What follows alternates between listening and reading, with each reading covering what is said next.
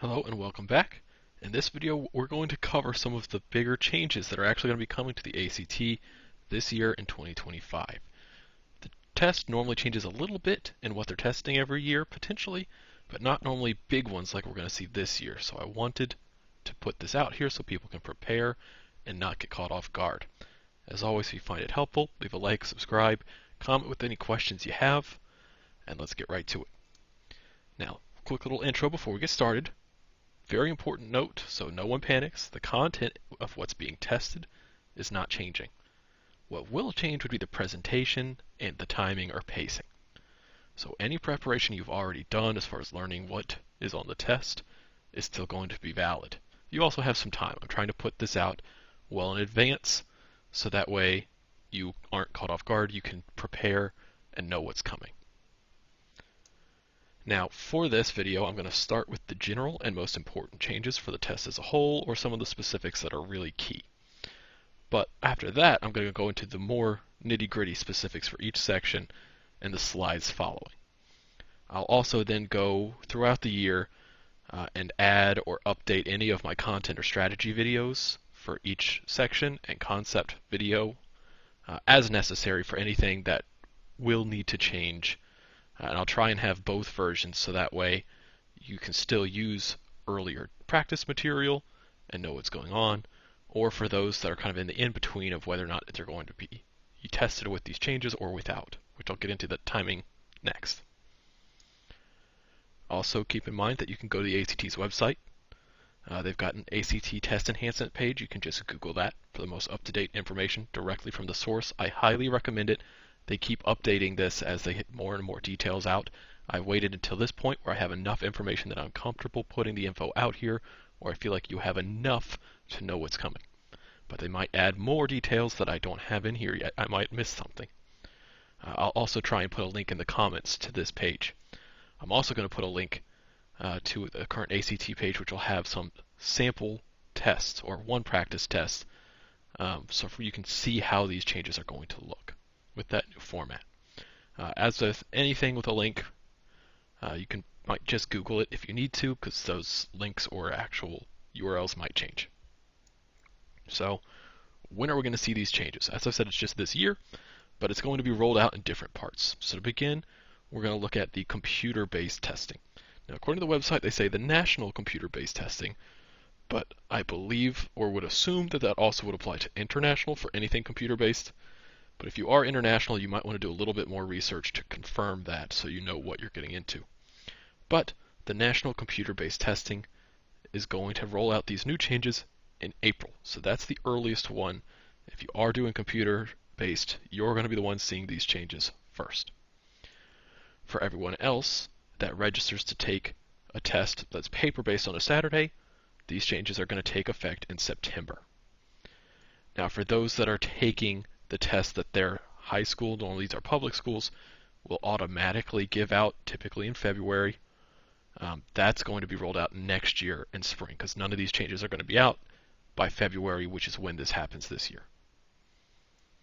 So now let's get to the general or the key changes over the test as a whole, or some of the more important ones for the individual sections. So, main thing here, you're going to have fewer questions and more time per question. These are all you're going to find generally be good changes that are going to make it a little bit easier or less stressful.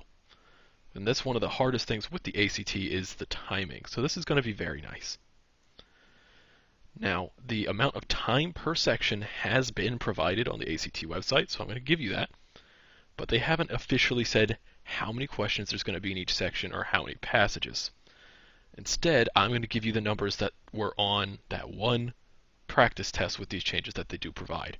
But I can't guarantee yet if that's always going to be exactly the same or if it might vary a little bit in the number of passages or how many questions are in each passage, because I only have one example at the moment.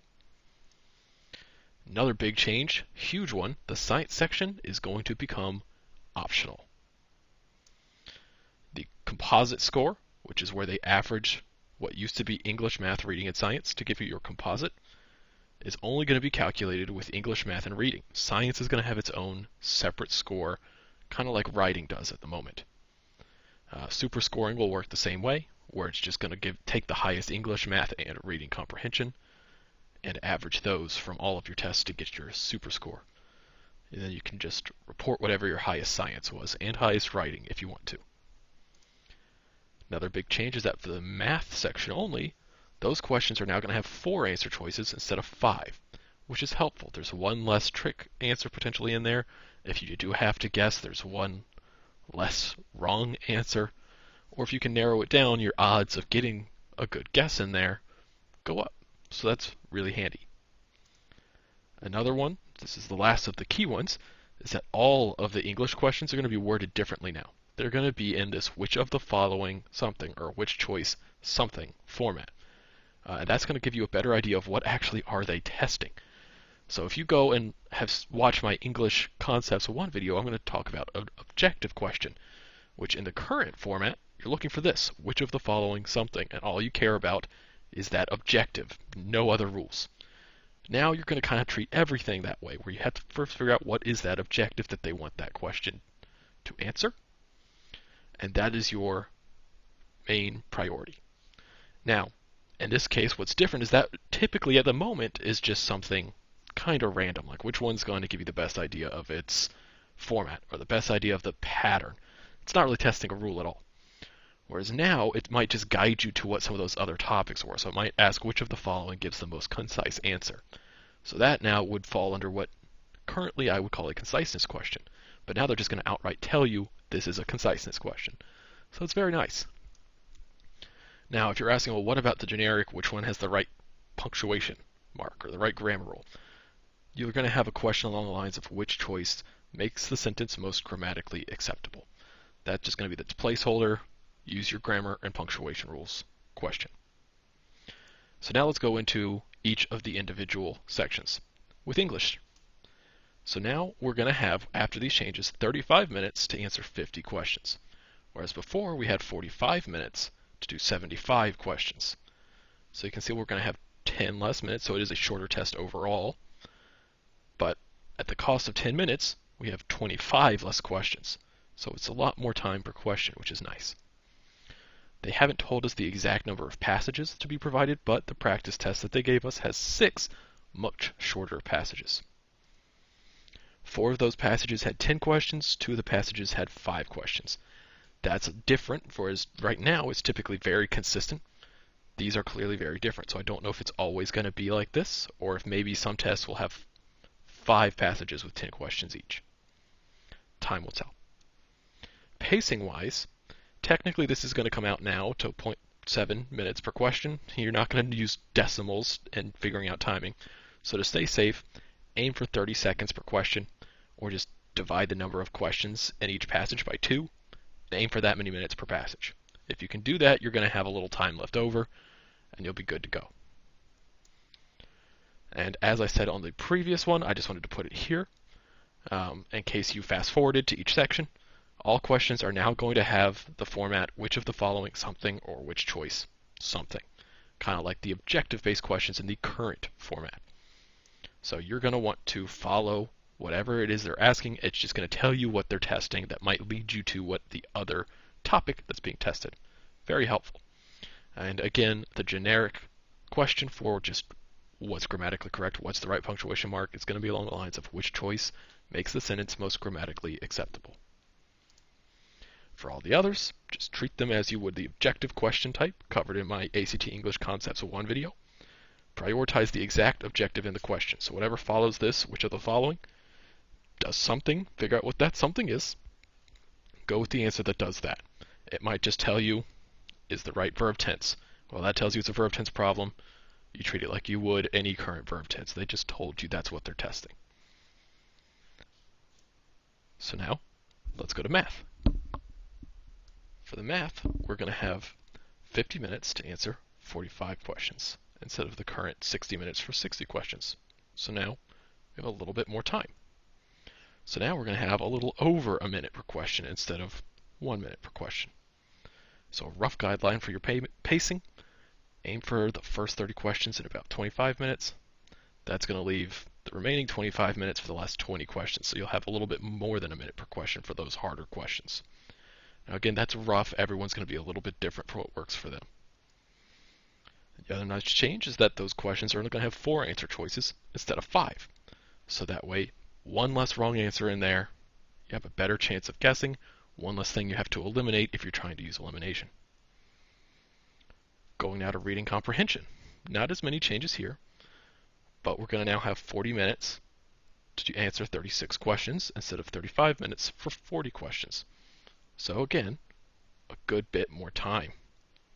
We're actually going to have more time than we used to, but fewer questions. So, double benefit there. The practice test had 4 passages with 9 questions each. Can't guarantee it's always going to be like that, but most likely. And just like right now, there's still one double passage, which is where you have those 2 small passages in one, and then there's compare and contrast type questions. So this new pacing is going to give us 10 minutes per passage. So I would still recommend that you try to spend less than half of that time reading for each passage, leaving most of that time for questions. But since we do have a little bit more time, you're going to have more flexibility to figure out what works for you, for your reading speed, and your comprehension. Just don't take too long on the reading. You still want to focus primarily on the questions. And finally, that leaves science. This is going to have 40 minutes now for 40 questions instead of the current 35 minutes for 40 questions. So we have an extra 5 minutes. Now, another interesting thing here is that the practice test had 7 passages with 5 to 6 questions each. So we do have an extra passage in here. I can't guarantee it's always going to be like that, but there's a decent chance that's just how it's going to be now. That does have some advantages where you're less likely to have that one passage where you just have no idea what's going on. There's going to have fewer questions in that kind of scenario for that one before you can move on and get to the next passage. But that also does mean that's one more passage you have to read and spend that little bit of extra time for. So do watch your pacing here. And there's still going to be one text-based passage just like there is right now. So pacing-wise, this now gives us 1 minute per question, but remember you still have to read the passage. So count the number of questions for each passage and aim for that many minutes total on that passage. But do keep in mind that it gets harder as you go, so if you can go faster earlier on, that would be a good thing to do. Now, the biggest changes, as I said before for the science, is that it's now optional. So it's not going to be used to calculate your composite or your supra score. It's going to be its own separate score if you choose to take it. Now, that obviously leaves the big question, should you take it? I would highly recommend it for anyone potentially interested in a STEM field degree. So science, technology, engineering, math. Those programs are going to care a lot about math and science primarily. So if you don't take the science, it will put you at a serious disadvantage, most likely. Now, for any others that aren't interested in STEM, then consider doing some research on how your colleges are interested in this science section, because right now I can't speak for how they're going to handle this. It's possible, if we're lucky, it's going to be like writing, where they really just, if they don't require writing, they don't care. But in that case, it's because they're going to look at your essays for your application to get your writing skills, rather than an awkward timed writing section. There's not really anywhere else they're going to figure out your science skills. So I would personally recommend practice the science section, and if you can do well, that gives you an opportunity to stand out over those that just don't take it. But if you just practice this and find, I cannot ever do well in science, it's my one section I can't do, and I have no interest in STEM, maybe that's a case where not taking it would make more sense.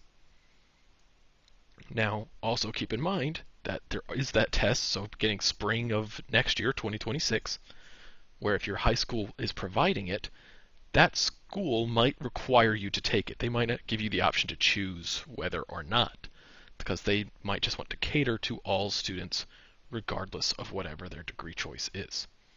So in that case, if you're going to be taking this, it's worth practicing science. Now, if you do take the science section, the one thing I want to point out, just like with writing, at the moment, you're not going to be able, if you're super scoring, to choose to send only the other scores. So let's say you choose to do science, you don't do so well on the science, but you do well on the others, and think, well, I'll just report the English, math, and reading for that test. You can't do that. If it works like it is right now, you just say, do I send this test or do I not send this test? Or which of all my tests do I choose to send to the school? And it will then send all of the scores for that test. And that's fine, because then the super score, they're just going to look at the highest from each of those for each section. But you are going to want to make sure if you do that, that you have a test where you did have a high score. So I just wanted to put that out there so that you're aware. And that's going to do it for this video. I will likely then break this down and put it at the beginning of each playlist for each section with just the section that pertained to that section. So an English one with just the English. Those won't have any extra information, so if you watch this video, you don't need to watch those. It's purely for those that didn't see this video or maybe just went to the English because they're only interested in English at the moment. I just want to make sure there's somewhere for everyone to know that these changes are coming. So good luck, and I'll see you on the next one.